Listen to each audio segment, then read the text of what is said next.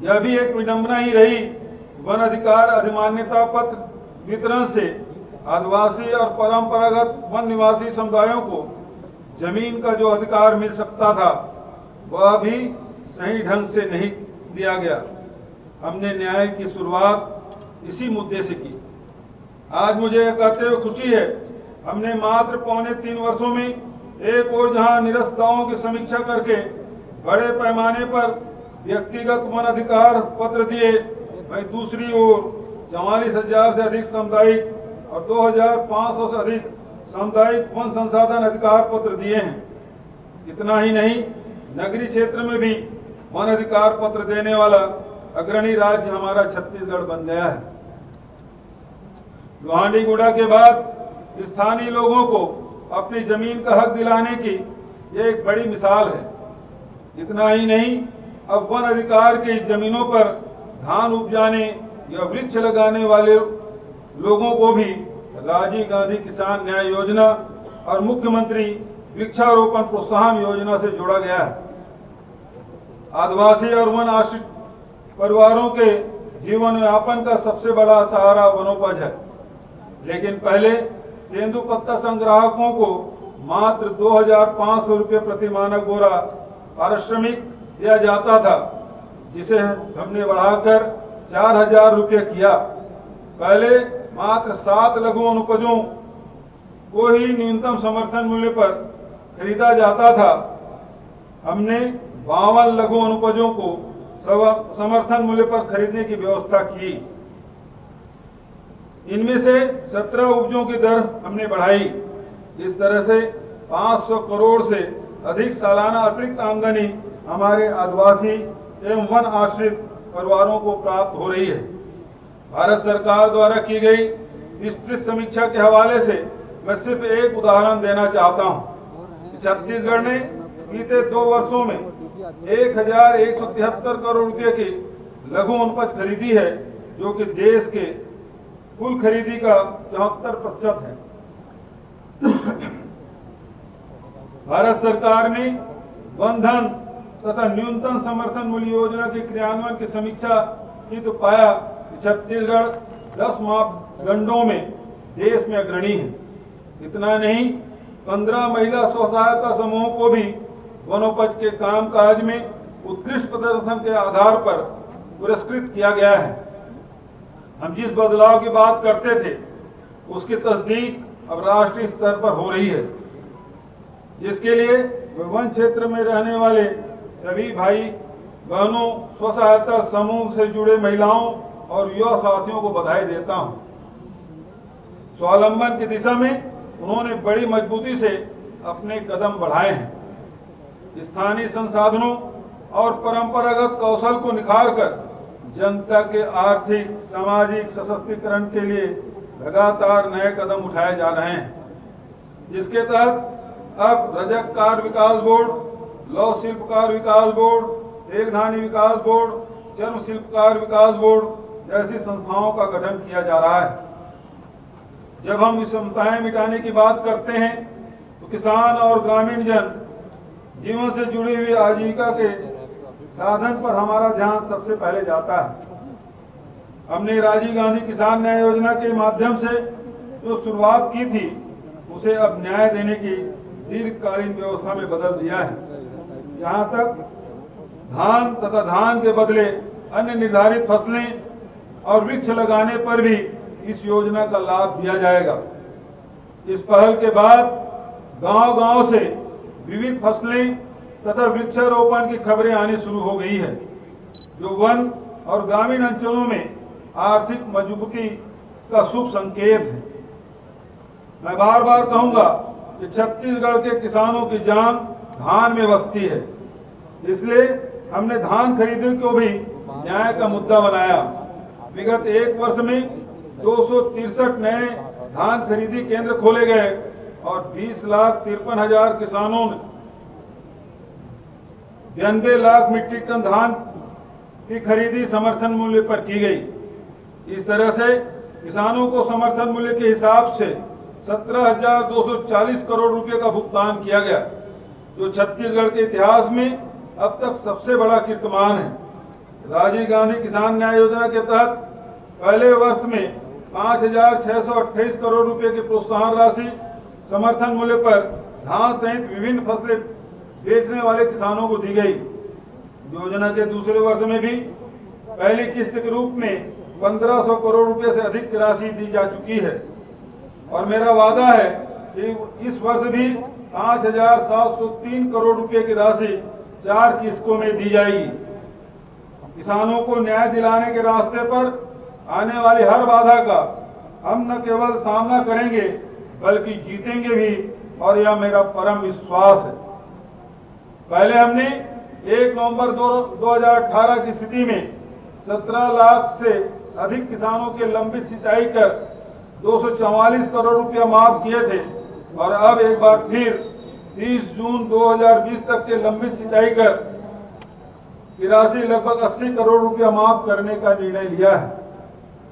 सुराजी गांव योजना के माध्यम से नरवा गरवा घुरवा बाड़ी के संरक्षण और विकास में मिल रही सफलता मील का पत्थर है। इसके विस्तार में गोधन न्याय योजना से गौवंश के संरक्षण गौठान के गतिविधियों को प्रोत्साहन मिला है। जब गोबर के काम काज से बरसने वाला धन 125 करोड़ रुपए के पार हो गया है तो आज मैं कहना चाहता हूं कि गोधन ग्रामीण व शहरी जरूरतमंद तबकों के लिए वरदान साबित होगा। Vermi compost, super compost plus जैसे नए उत्पाद अब ग्रामीण क्षेत्र में समृद्धि के सूत्रधार बन रहे हैं। इस सफलता से यह विश्वास हो गया है कि हम छत्तीसगढ़ की माटी को जहरीले रसायनों से आजादी दिलाने में भी सफल होंगे और अच्छे पोषण युक्त खाद्यान्नों के उत्पादन में भी नया मुकाम हासिल करेंगे। मैं बहुत विनम्रता और भरे दिल से कहना चाहता हूं कि भूमिहीन कृषि मजदूरों की व्यथा को नहीं समझा जाना अमानवीयता की श्रेणी में होगी। जमीन के गाइडलाइन दरों में 30% कमी को आगामी 1 साल के लिए बढ़ा दिया गया है। आवासीय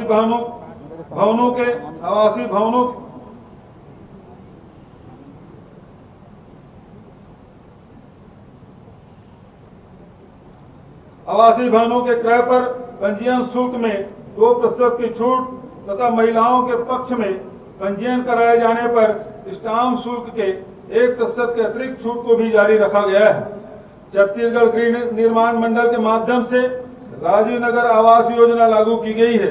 विभिन्न आवासीय योजनाओं के हितग्राहियों को आर्थिक रियायतें दी गई है। मुझे यह संतोष है कि देश के 75वें स्वतंत्रता दिवस के अवसर पर साल भर होने वाले कार्यक्रम में जब देश राष्ट्रीय पर्व का उल्लास मनाएगा उसमें हमारे छत्तीसगढ़ के वे मजदूर भी शरीक होंगे जिन्हें राजीव गांधी ग्रामीण भूमिहीन कृषि मजदूर न्याय योजना का लाभ मिलेगा। इस योजना के तहत लगभग 10 लाख मजदूर भाई बहनों को 6,000 रुपये सालाना अनुदान सहायता दी जाएगी। ग्रामीण क्षेत्र के में आबादी भूमि पर निवासरत लोगों को उनके काबिज जमीन का हक दिलाने के लिए स्वामित्व योजना प्रारंभ की जाएगी। भूमि स्वामित्व का अभिलेख मिलने पर बड़ी संख्या में लोग बैंकों से आवासीय ऋण तथा अन्य सुविधाएं प्राप्त कर सकेंगे। हर वर्ग के लोगों का अपनी जमीन, अपना मकान और अपने सिर पर छांव का सपना जल्दी पूरा करने के लिए हमारी सरकार ने अनेक कदम उठाए हैं। छोटे भूखंडों की खरीदी बिक्री और पंजीयन पे पूर्व में लगाई गई रोक एक तरह से अन्याय ही था, जिसे दूर करने के लिए हमने 1 जनवरी 2019 को निर्णय लिया था। आज मुझे कहते हुए खुशी हो रही है इस फैसले के माध्यम से और कमजोर तबकों के अनेक सपने साकार हुए, जिसके कारण 2,28,000 भूखंडों का पंजीयन कराया जा चुका है। राजस्व संबंधी कामकाज की जटिलता से जनता को राहत दिलाने के लिए हमने अनेक कदम उठाए हैं। आज मैं घोषणा करता हूं कि नामांकन प्रक्रिया का सरलीकरण किया जाएगा। हमने जो सार्वभौम पीडीएस का वादा किया था उसे भी प्राथमिकता से पूरा किया गया, जिसके कारण अब प्रदेश में 2,52 लाख लोगों को रियायती दर पर राशन सामग्री दी जा रही है और पीडीएस का कवरेज बढ़ाकर 99% हो गया है, जो अपने आप में हर तबके को न्याय दिलाने के लिए हमारी प्रतिबद्धता की मिसाल है। सुचारू वितरण के लिए विगत एक वर्ष में 737 नई उचित मूल्य दुकानों की स्थापना की गई तथा 9 लाख नए सदस्यों के नाम राशन कार्ड में जोड़े गए। कोरोना के कारण लॉकडाउन के दौरान इन 58 लाख राशन कार्ड धारियों को निःशुल्क चावल देना शुरू किया गया था। यह क्रम नवंबर 2021 तक जारी रहेगा। मेरा मानना है कि कुपोषित पीढ़ियों का निर्माण करना और उन्हें बीमारी तथा आर्थिक तंगी के भंवर जाल में छोड़ देना हमारी बहनों और नवजात शिशुओं के साथ सबसे बड़ा अन्याय था। मैं ईश्वर और प्रदेश की जनता को धन्यवाद देता हूं कि उनके आशीर्वाद से हमारी सरकार बनी और कुपोषण तथा एनीमिया से मुक्ति दिलाना हमारी सर्वोच्च प्राथमिकता बन गई। आज मुझे कहते हुए खुशी है कि मुख्यमंत्री सुपोषण योजना के कारण प्रदेश में कुल कुपोषित बच्चों की संख्या में 32% तक की कमी आई है। लॉकडाउन के दौरान इस अभियान को जारी रखना बहुत बड़ी चुनौती थी, लेकिन अपने काम के प्रति समर्पित आंगनबाड़ी कार्यकर्ताओं और सहायिकाओं ने 51,583 केंद्रों में दर्ज 26,27,000 हितग्राहियों को घर पहुंच रेडी टू ईट सामग्री प्रदान की और इस तरह संकट के घड़ी में भी अभियान को जारी रखा। मैं उन सभी आंगनबाड़ी कार्यकर्ताओं और सहायिकाओं को साधुवाद देता हूं जिन्होंने कोरोना संक्रमण के तूफान के बीच मुख्यमंत्री सुपोषण योजना का दिया बुझने नहीं दिया। हमने शुरुआत से ही मातृशक्ति को अधिकार और सुविधा संपन्न बनाने की रणनीति अपनाई, जिसके तहत अनेक कदम उठाए गए। इस क्रम को आगे बढ़ाते हुए मैं घोषणा करता हूं कि समस्त जिला मुख्यालयों एवं नगर निगमों में एक उद्यान पार्क सिर्फ महिलाओं के लिए विकसित किया जाएगा, जो मिनी माता उद्यान के नाम से जाना जाएगा। नई प्रशासनिक इकाइयों का गठन विभिन्न क्षेत्रों में न्याय की खुशखबरी लेकर आता है। पहले भी हमने 4 नए अनुभाग और 29 तहसीलें बनाई। 25 तहसीलों के गठन का कार्य शीघ्र पूरा किया जाएगा और आज मैं 18 नई तहसीलों के गठन की घोषणा करता हूं। प्रशासन की सुविधाओं को जनता से अधिक निकट लाना हमारा प्रमुख लक्ष्य है।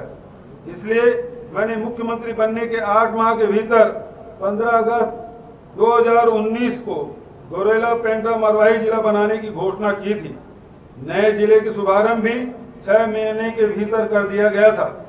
आज मैं विकेंद्रीकरण के सिलसिले को और आगे बढ़ाते हुए जिलों का पुनर्गठन करते हुए 4 नए जिले मोहला मानपुर, शक्ति, सारंगगढ़, बिलाईगढ़ तथा मनेंद्रगढ़ के गठन की घोषणा करता हूं।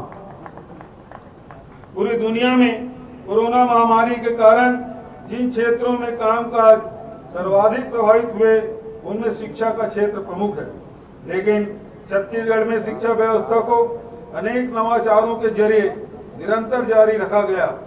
कोरोना से शैक्षणिक सत्र को अवरुद्ध नहीं होने दिया गया। ऑनलाइन कक्षाएं, 12 मोहल्लों में कक्षाएं लगाकर पढ़ाई कराई गई। इतना ही नहीं, शिक्षा की गुणवत्ता को शाला स्तर से बढ़ाने हेतु Swami Atmanand English medium school योजना के तहत 172 सरकारी स्कूलों का उन्नयन कर इन्हें सर्व सुविधा युक्त बनाया गया है। मुझे खुशी है कि हमारे प्रदेश के बच्चों ने अंग्रेजी मीडियम में शिक्षा की जोरदार ललक दिखाई है। इन स्कूलों में कुल 1,36,500 बच्चों ने प्रवेश लिया है, जिसमें से 70,000 बच्चे अंग्रेजी माध्यम के हैं तथा 66,500 बच्चे हिंदी माध्यम के हैं। इस तरह शाला में अधोसंरचना उन्नयन का लाभ अंग्रेजी तथा हिंदी दोनों माध्यमों के बच्चों को मिल रहा है। हम इस योजना को विकासखंड स्तर तक ले जाना चाहते हैं। हमने शिक्षकों का अभाव दूर करने के लिए भी ठोस प्रयास किए हैं, जिसके रास्ते में आई बाधाओं को दूर करते हुए शासकीय स्कूलों में 14,580 शिक्षक शिक्षिकाओं को नियुक्ति पत्र देने का काम किया जा रहा है। वहीं महाविद्यालयों में सहायक प्राध्यापक, ग्रंथपाल, क्रीड़ा अधिकारी आदि के 1440 पदों पर भी नियुक्ति देने का काम शीघ्र पूरा होगा। इस तरह हम शिक्षा जगत को अनिश्चय तथा आशंकाओं से मुक्ति दिलाते हुए प्रदेश में देशपरक सार्थक शिक्षा का वातावरण बना रहे हैं। प्रचलित व्यवस्था के अनुसार प्रदेश के महाविद्यालयों में स्नातक तथा स्नातकोत्तर पाठ्यक्रमों में प्रवेश के लिए आयु सीमा का बंधन है। आज मैं उस शिक्षा में के लिए आगे बढ़ने वाले युवाओं के हित में आयु सीमा के इस बंधन को समाप्त करने की घोषणा करता हूं। इसी तरह 1.5 दशकों से छत्तीसगढ़ में स्वास्थ्य सुविधाओं का अभाव दूर करने, उसे जरूरतमंद जनता तक पहुंचाने और गुणवत्ता सुनिश्चित करने को लेकर भी तदर्थवाद चल रहा था। हमने स्पष्ट प्राथमिकताएं तय की। तत्काल भवन बनाकर सुविधाएं जुटाना मुश्किल ही नहीं बल्कि असंभव होता है, लेकिन इसका मतलब यह भी नहीं कि सरकार पीड़ित जनता को अपने हाल पर छोड़ दे। इसलिए हमने गांव, कस्बों, बसाहटों, पारा मोहल्लों तक सुसज्जित चलित अस्पताल व शिविरों की सुविधाएं पहुंचाने की व्यवस्था की। मुख्यमंत्री हाट बाजार क्लिनिक योजना, मुख्यमंत्री शहरी स्लम स्वास्थ्य योजना, दाई दीदी क्लिनिक जैसे नवाचारों का लाभ लाखों लोगों को मिला है। डॉक्टर खूबचंद बघेल स्वास्थ्य सहायता योजना तथा मुख्यमंत्री विशेष स्वास्थ्य सहायता योजना देश की सबसे बड़ी आर्थिक मददगार योजना सिद्ध हुई है। 3.25 साल पहले तक बस्तर में मलेरिया का प्रकोप बहुत अधिक था। हमने मलेरिया मुक्त बस्तर अभियान चलाया तो बीजापुर जिले में 71% तथा दंतेवाड़ा जिला में 54% मामले विगत 1 वर्ष में कम हो गए। समूचे बस्तर में 45% और समूचे सरगुजा संभाग में 60% तक की कमी आई। इस तरह हमने अब मलेरिया मुक्त छत्तीसगढ़ अभियान का संक्रांत किया है। मेरा विश्वास है कि हमारे समर्पित स्वास्थ्य कर्मियों के बदौलत यह अभियान भी सफल होगा। हमने डॉक्टरों तथा अन्य सुविधाओं की कमी दूर करने हेतु प्राथमिकता से कदम उठाए हैं, जिसके कारण 2.5 वर्ष के अल्प समय में ही स्नातक चिकित्सकों, विशेषज्ञ चिकित्सकों तथा दंत चिकित्सकों की संख्या 1378 से बढ़कर 3358 तक पहुंच गई। इसी प्रकार विभिन्न स्तरों के मेडिकल स्टाफ की संख्या 18,000 से बढ़कर 22,000 हो गई है।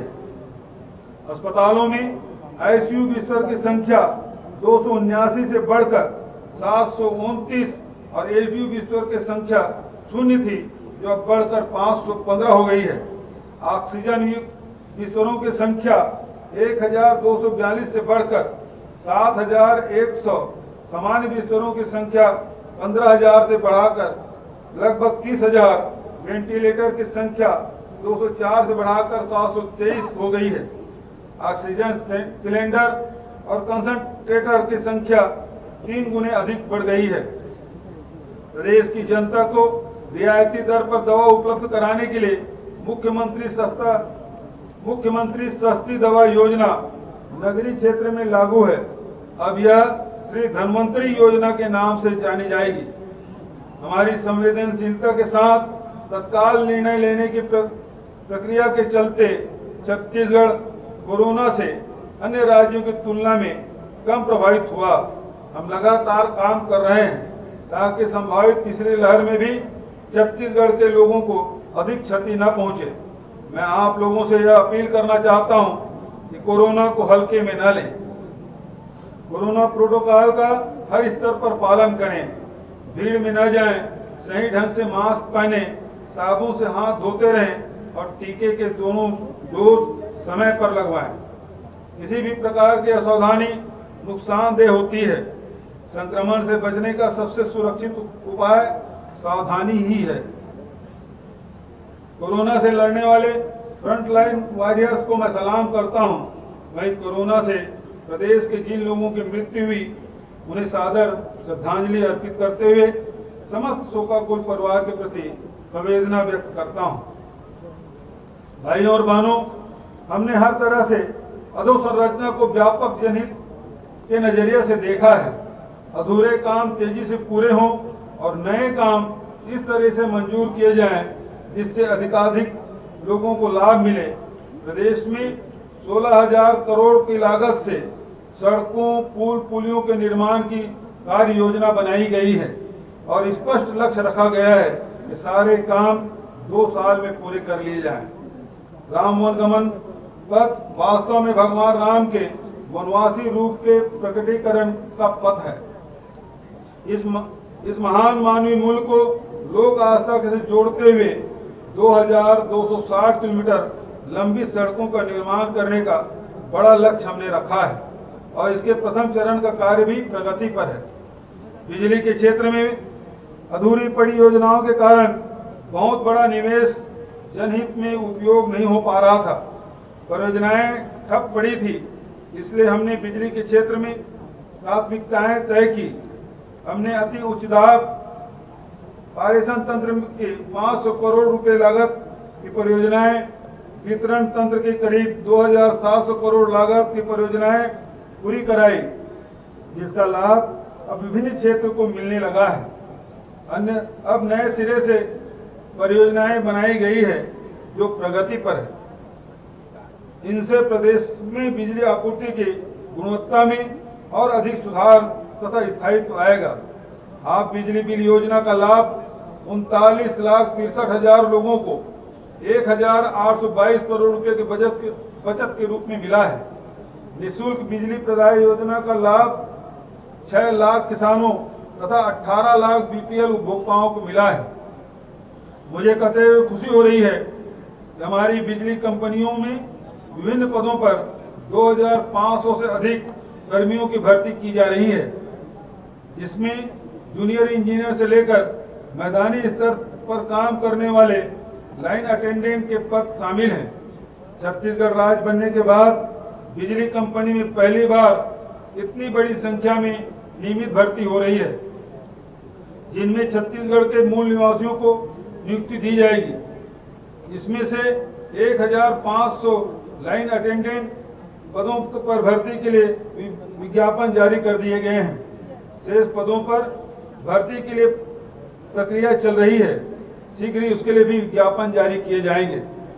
हमें विरासत में 18,000 करोड़ रुपए लागत की अधूरी 543 सिंचाई परियोजनाएं मिली थी, जिनमें से अब 138 परियोजनाएं पूर्ण कर ली गई है और 405 का काम प्रगति पर है। 17 दिसंबर 2018 के बाद 1,657 करोड़ रुपए लागत की 429 परियोजनाएं स्वीकृत की गई, जिसमें से 12 परियोजनाएं पूर्ण कर ली गई है तथा 417 परियोजनाएं भी शीघ्रता से पूरी करने हेतु जोर दिया जा रहा है।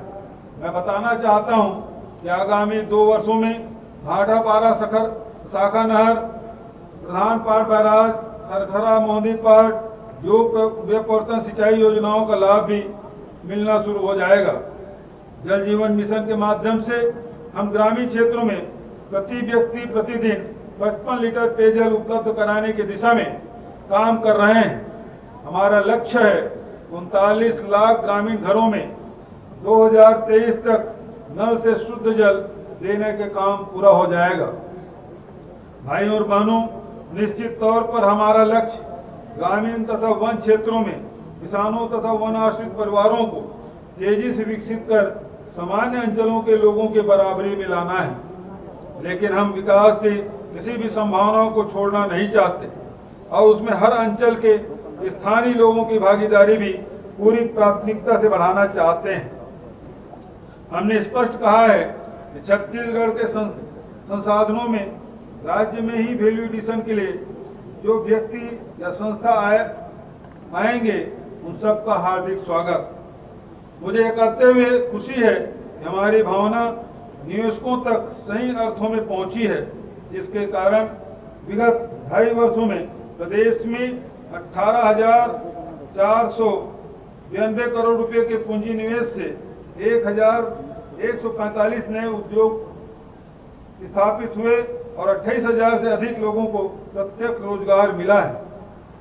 मैं बताना चाहता हूं, गृह उद्योगों में 51,000 करोड़ रुपए से अधिक पूंजी निवेश करने के लिए बड़े महत्वपूर्ण एमओयू भी हुए हैं, जिनमें लगभग 72,000 स्थानीय लोगों को प्रत्यक्ष रोजगार मिलना प्रस्तावित है। सरकारी, अर्ध सरकारी, निजी, नगरीय, ग्रामीण, वन जैसे हर क्षेत्र में हमने नए रोजगार के अवसर बनाए हैं। नियमों को शिथिल करते हुए अनेक लोगों को अनुकंपा नियुक्ति दी गई है। तृतीय लिंग समुदाय के लोगों को पुलिस में भर्ती किया गया है।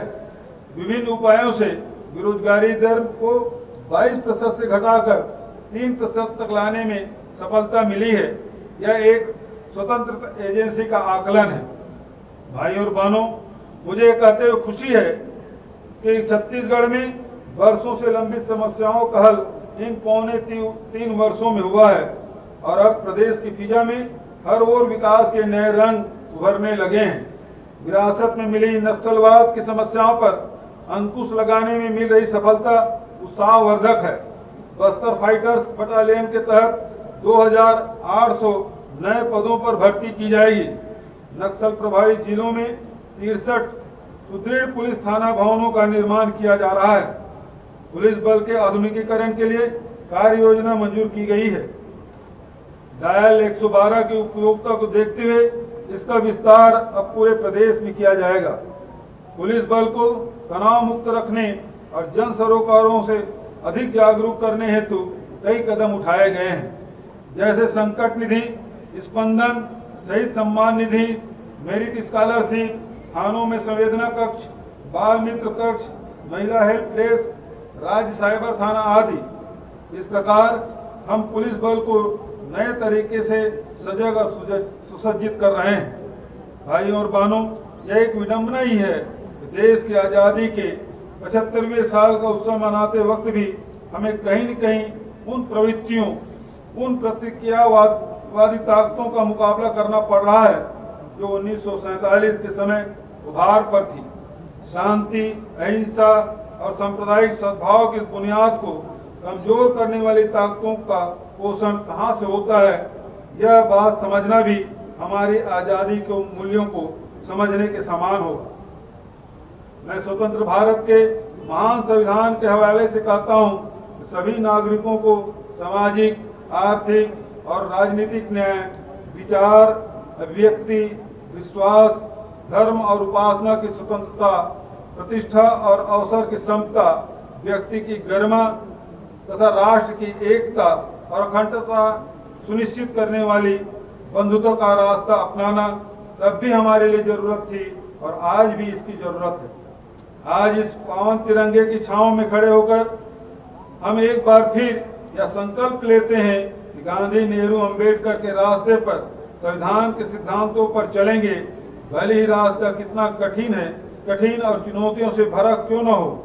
मुझे विश्वास है कि छत्तीसगढ़ मॉडल से देश में विकास की जो नई अवधारणा विकसित हो रही है, समरसता और भागीदारी के साथ विकास का जो नया वातावरण बन रहा है, उससे न सिर्फ छत्तीसगढ़ के प्रति देश का विश्वास मजबूत होगा, छत्तीसगढ़ न सिर्फ देश और दुनिया के लिए नई आशाओं का गढ़ बनेगा, बल्कि इसका लाभ भारत को अपनी विरासत, मूल्यों और सिद्धांतों के अनुरूप आगे बढ़ाने में भी मिलेगा। छत्तीसगढ़ राष्ट्रीय गौरव के केंद्र के रूप में सम्मानित होगा। हम ऐसा ही नवा छत्तीसगढ़ गढ़ने को प्रतिबद्ध हैं। जय हिंद, जय छत्तीसगढ़।